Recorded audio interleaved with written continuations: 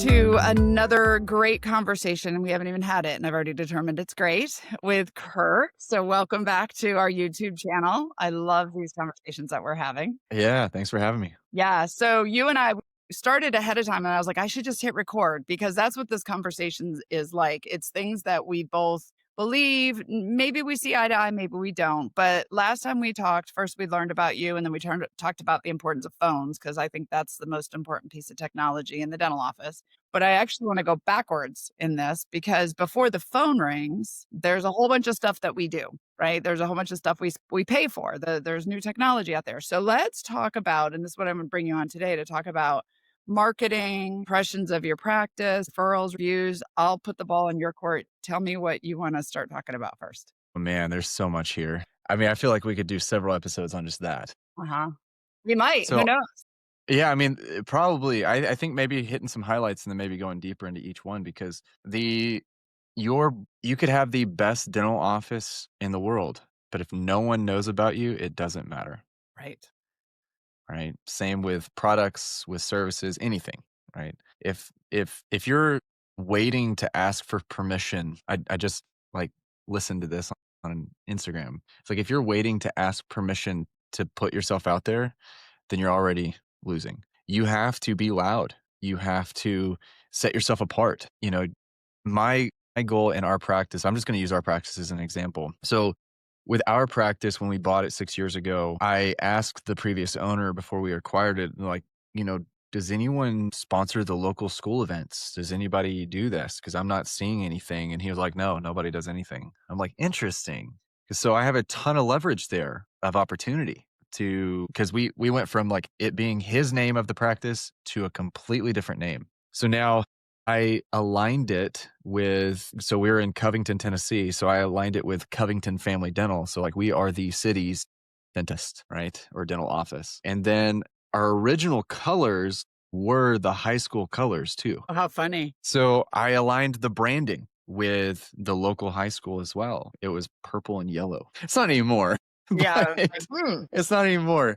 Now it's black and white. But like that was kind of the original thought to really get us off the ground and really do some really cool stuff with opportunities that like, oh, we're aligning ourselves with the community because we're not from the community. So how can we do that? right. But our branding was super intentional and very important to our launch and our growth because now people remembered the location, sure, from the previous doctor, but it wasn't just booming and busting out the seams. So I'm going to pause you for a second because part of these discussions that I love having is there are people who are watching this maybe who are brand new dentists. Maybe they've never really marketed in the past, and actually it brings wisdom to the back in the day. Marketing was like not looked on and like poo-pooed on.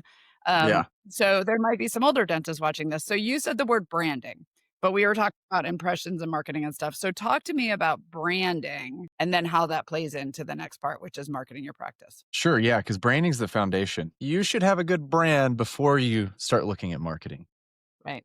Yes. So even going back further with branding, you got to know what you want to be represented as. If you want to be a fee for service practice, you need to look the part. You need to update some things. But honestly, sometimes it just needs a slap of paint. It just needs like our walls were mint green from the 90s. And during COVID, for 3 weeks of those 2 months, I was in there by myself painting the walls white. It makes a massive difference. There's a dental consultant who's out in the world who doesn't do this anymore, and I'm bummed about it, but her name was Andrea Greer, and she did office impression. Like I talk about the teams, but she was talking about your actual physical office. She was kind of a Yeah. designer, creator, and she had this thing where it would cost zero money to take your team and spend like a half a day or a couple hours walking in as the patient and with a clipboard and like what do they see when they look up in the chair and what do they see outside with your bushes, and then literally how much is a quart of paint, get the team some pizza Yeah. and let everybody jump in and update the practice. It doesn't cost a lot of money to do that. I actually do that when I do workshops in office. So that's one of the team building things that I do where they walk around with a notebook and just look around the office like, oh, there's a nick here. There's hand marks over here. There's a screw like where an old pan was in the ground. Like that's a problem. And just very small things that you can make a huge difference. Or I have this terrible smell from the old X-ray closet, Right. right? Where they would I have develop film. magazines from 5 years ago. Yeah, right. Well, and that's the thing. So I used to work at Target when like during seasonal times, and ever so often you'd have to go through the food and just check the expiration dates, right? But doing that quality control is important. But back to branding before we get Yeah, way yeah. down a rabbit hole. Branding is the foundation of everything. So how you put yourself out there is very important. So like for instance, when I'm on a podcast, I am like, okay, can I make sure that the quality is good that you send me? Otherwise, I'm not posting it, right? I have this standard of quality for my Instagram that I want put out there. And it's the same thing with your dental practice. You have a standard of quality that you want put out there. Does that mean it needs to be perfect? No. Especially at first. Like if you just need to get the reps in, cool, do it. That doesn't mean your pictures have to be perfect, but over time you need to get better. And, So like I said, well, at the beginning, our colors were purple and yellow. I'm like, that is not cool. It was terrible. But we, over time, over a year or two, we were like, okay, cool. Now let's upgrade the website to where I didn't build it. Somebody else is managing it.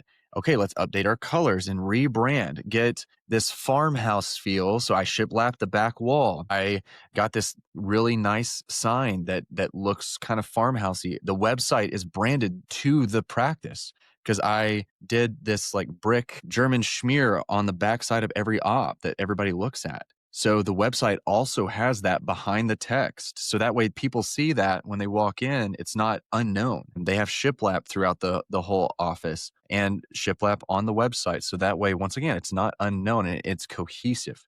So that way, when people see your website and they come into the practice, it's not disjointed, right? It's not, well, this is not what I was expecting. And I know we've talked about that before. But if you can get people to feel comfortable with how you look online, when they come in, it's the exact same experience, then they feel way more trusting of you on the back end with treatment acceptance and everything else, because it is exactly what the process has been up to that point. exactly. So, and I love that you said that, the impression that they get when they come to your website, when they hear about you, when they see you at the kids' sports field, like, they can tie all that together because it takes people 3 to 5 times to, like, make a decision on something, and so they see you consistently. The one thing you mentioned, though, that I wanted to jump in on is this branding is for the patients, not for Mhm. the dentist. So Correct. that how do you feel about the logos that are the apple and the dancing tooth and Oh, man.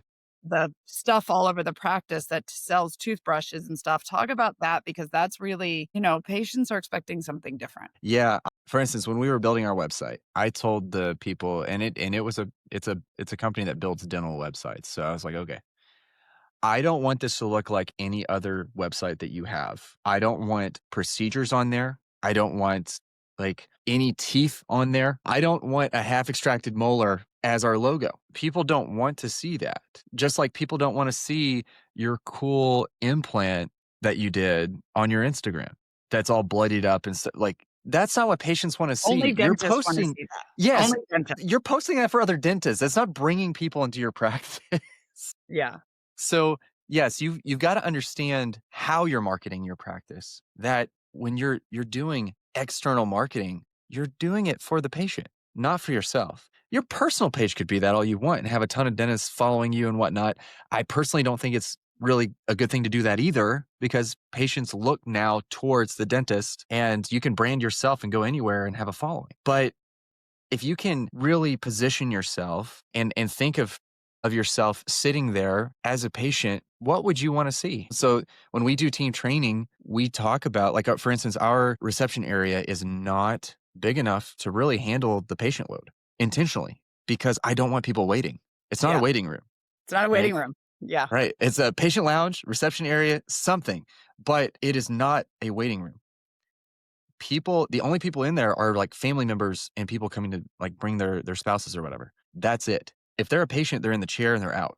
That's it. So if you can set up your branding and your marketing to where it's patient centric of how would you want your experience to be? Would you want to see blood? Would you want to see pain? Would you want to see all these things, smell these things, look at like no, you want it to feel comfortable. We want ours to have a warm family feel that it doesn't feel like a medical facility. So that's why we have shiplap everywhere. That's why we have like this linen, like these linen thank you cards that we have that aren't, it's like 25 cents more, right, on Vistaprint. So there's a different feel to it than just another medical facility. Right. So you coach dentists a lot on this or on a lot of stuff. But one of the things that I heard you say is you want to set yourself apart. And I think so many dentists or, dentists, I'll just put it out there, they want to fit in. They want to be like, and so what is your suggestion of like how do dentists find their brand? Like because you said if you're fee for service, you wanna give them the value that they need. What if you can be in network, you could be a community health center, you could be,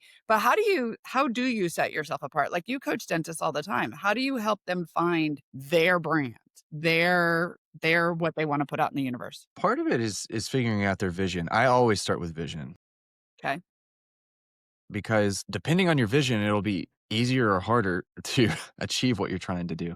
If like like we're not fee for service. We're still about 50/50 PPO. So how do we still hit our goals and be able to set ourselves apart to where it feels fee for service, where it feels like we're spending a lot more time with patients.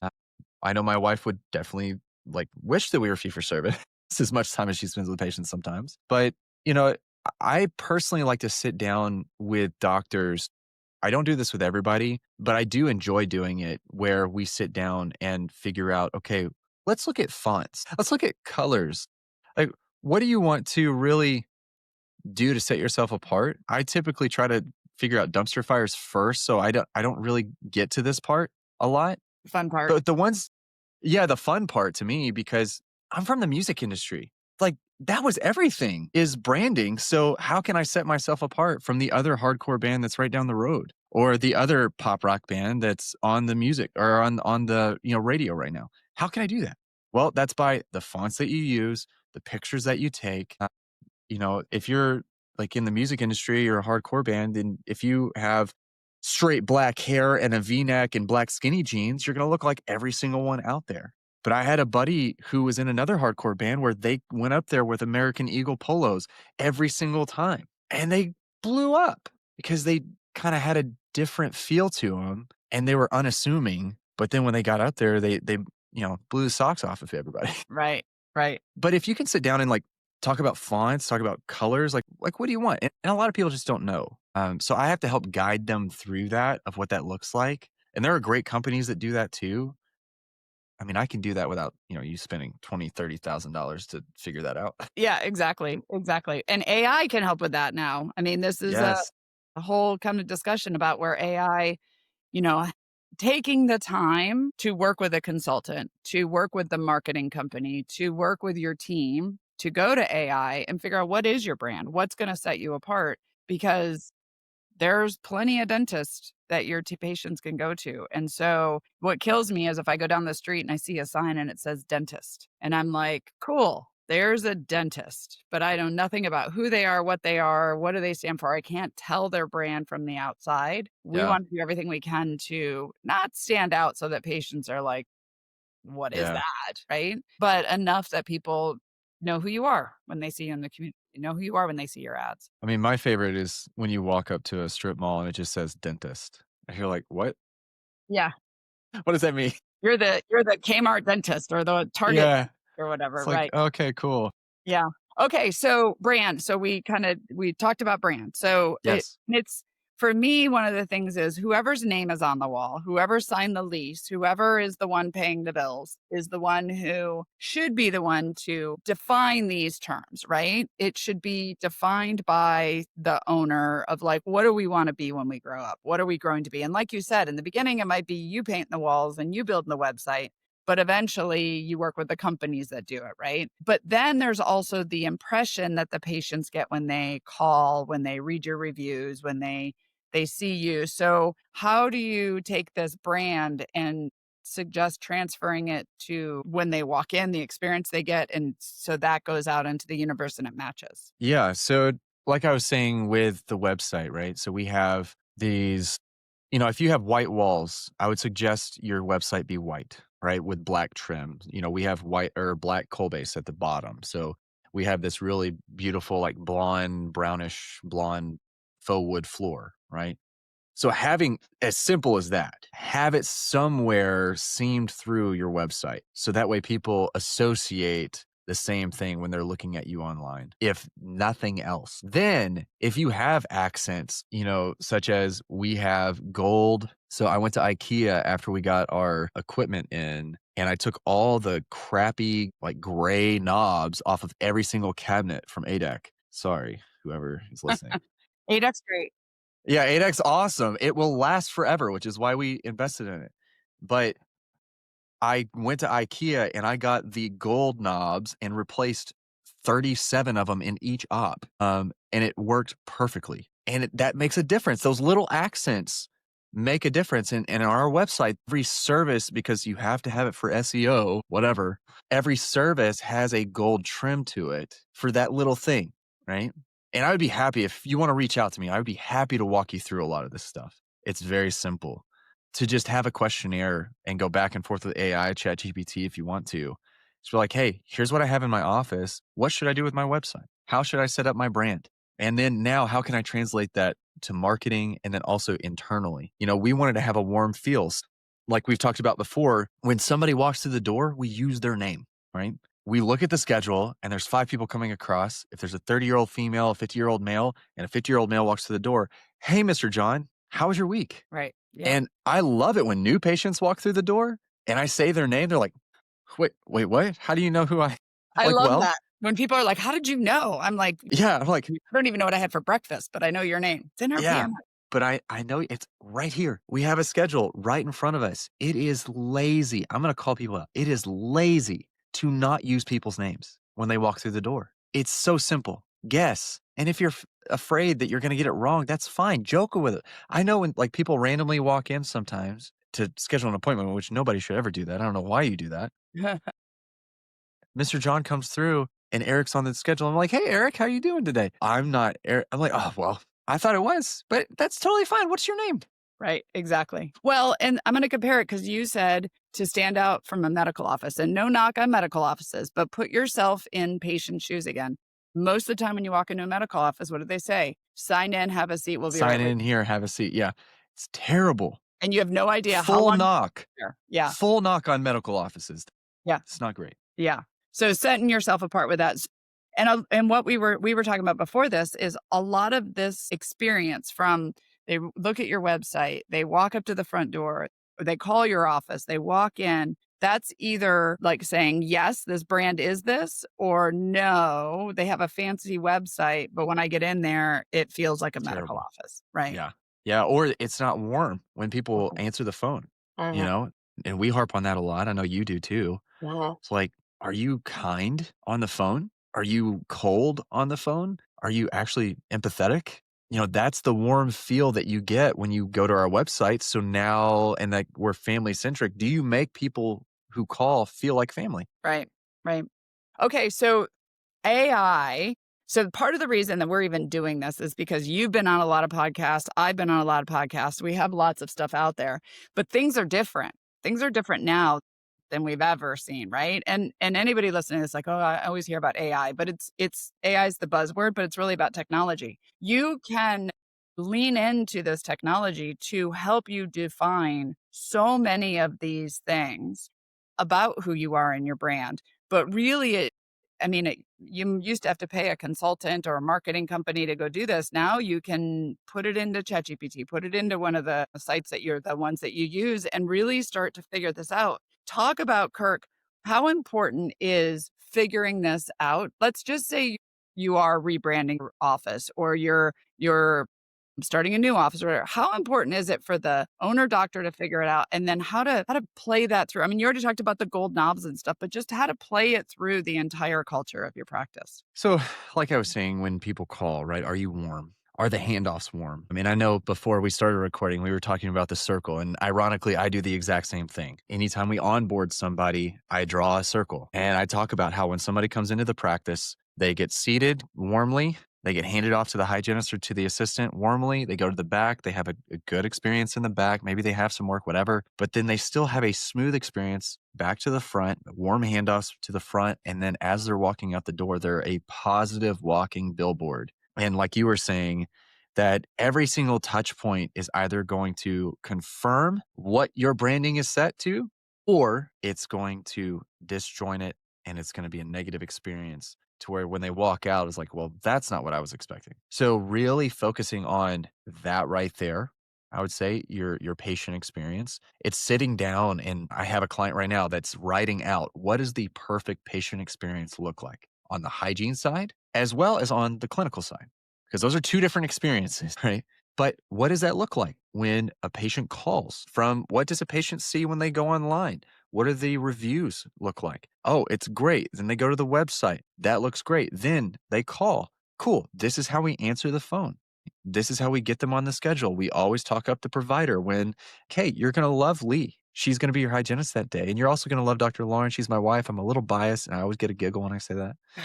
I'm a little biased, but I do love her. She's great. But you will love her.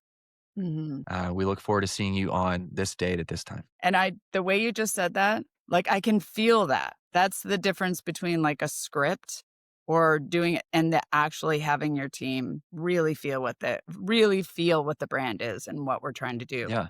It's being genuine, right? If you find a team, this is the reason why we hire for personality, not for skill.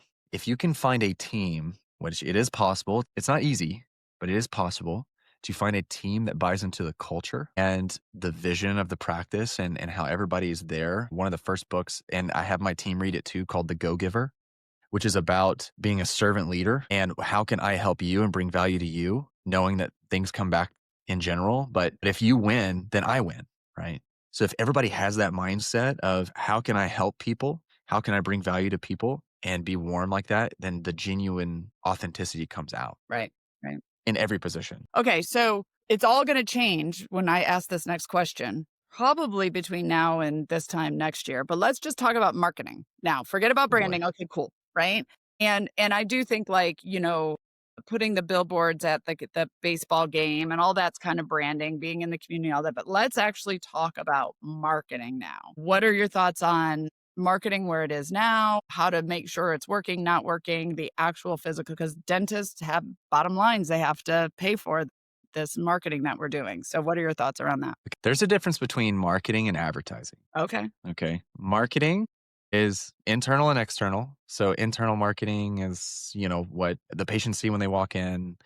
That's how they feel. That's kind of your brand and whatnot. External marketing is how you position yourself out at baseball fields, at, your signage, different things, your website, as well as like we give new patients like a goodie bag that has a thermos in it. It has cups, glasses, stuff like that. That's external marketing. Advertising is how you boost your presence in the local area, whether it be meta ads, Google ads, mailers, that would technically still be your website as well, I would say. But there's a difference there. I don't spend money on advertising besides the website because 80% of my new patients every month are referrals. Now, I didn't start that way. So I have this process where I will shore up a lot of the holes in somebody's bucket at the very beginning when I start working with them. So that way, when we start advertising and or marketing, you're not leaking a lot of money, right? You're actually filling up your bucket a lot faster. But it's a process where you start advertising and working with a marketing company to where it's effective, right? So for instance, if you start spending money, let's just say, and a lot of people don't, they think they could spend $500 a month on advertising and at work. And if you're not spending $2,000 to $5,000 minimum, you're not really doing anything. I'm Mhm. just going to say it. But let's just say you're spending $5,000 a month on advertising. If your average patient is, let's do some math here, $600 a year, like the annual value, which is 2 cleanings and maybe a filling, that's simple, very simple to do. That $5,000, the amount of patients you need is only about 9 patients for that to make sense. Just for quick math, right? You only need to get 9 new patients in order to get your money back. That $5,000 should get you anywhere from 25 to 40 new patients. So you're going to get a lot more in return. Now, it takes some time to get that built, but still, I would say that you start that first. So that way you have a good influx of new patients, which is where treatment is going to come through. That's where your practice gets healthy, it grows. But during that time, this is the long game. This is 2 to 3 years of work. But in that, when you create the perfect patient experience, your marketing and advertising dollars go down to where now I sponsored a bass fishing tournament not too long ago. That was like $250. They maybe do a golf tournament for like $500 here and there that are just patients, and that's more or less to like help the patient, Right. not really for me. Right. I'm not going to get anything from that bass fishing tournament. Like, I know I'm not. But now all I do is focus on how can I make that patient experience better, where my marketing dollars really are more effective. Because if I can get patients to rant and rave about us in the community, I don't have to spend money on it. Right. Did that answer your question? Yeah, and I see, I'm learning. That's why you see me in this because I'm like, I've been calling it marketing and I internal and external marketing, but you're right. It isn't, it's advertising. And I have a story from an office that was I was working with years ago who said our marketing doesn't work. And I was like, well, let me see your marketing. He showed us the postcards, Probably he showed doesn't. us stuff. And I looked at it and I was like, seems like it should work. Everything about it I was like, "Okay, let me go online and see what I can find." And his reviews were terrible. Yeah. Patients were complaining about billing, they were complaining about, AR, they were complaining they could never reach a human or whatever. And the first thing I said was, "Stop advertising, right? Stop sending these postcards out because all you're doing is advertising to the public, 'Hey, we suck. So Yeah. don't come here,' right?"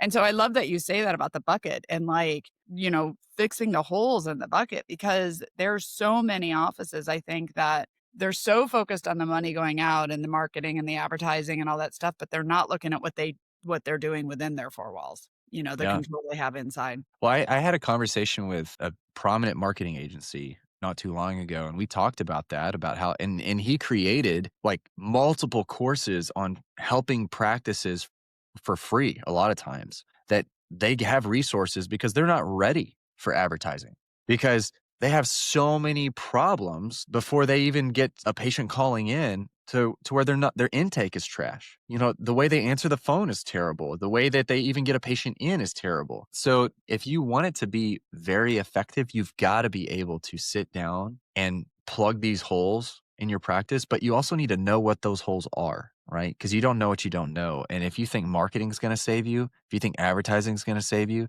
if you think a consultant's going to save you, it's not. Right. It really Yeah. just falls on you. Yeah, you can skip some lines a little bit by hiring a consultant or a coach. But if you can't figure out how to grow your leadership skills and effectively lead a team, none of that matters. I agree with that. And the other thing I would say, and this will kind of be the end of this, is in the sense of, you could spend all your money on advertising and marketing. And if you're not handling your phones well, if patients can't reach your office, Yeah. if they're not talking to somebody, they're not able to schedule an appointment, don't All spend your comes money back on to phones. advertising. Yeah. Yeah. This was fun. I mean, I get the concept, but I think it's great to take this and break it down into little parts to just be able to really think about that. So, any last words of wisdom for anybody who's in this listening to marketing, advertising, and getting their holes in their buckets filled? I mean, I would say follow me and you, right? So, I mean, get on Instagram, get on Facebook, LinkedIn, whatever, and follow us because we give these tips freely. Get on the YouTubes. I mean, Yep. whatever you have to, because we give a lot of these tips for free. And then if you ask us, we will freely give it to you a lot too. Exactly. Exactly. So there you go. So if you're watching this and you haven't, subscribe. I've got a few other people on this channel, many that Kirk and I are both friends with, also giving tips and tricks. Kirk gives out great stuff on socials, so follow us. And on that note, I think next time we'll move into another part of the circle we talk about and break it down just like this. So thank you again for your time today. Yeah, of course.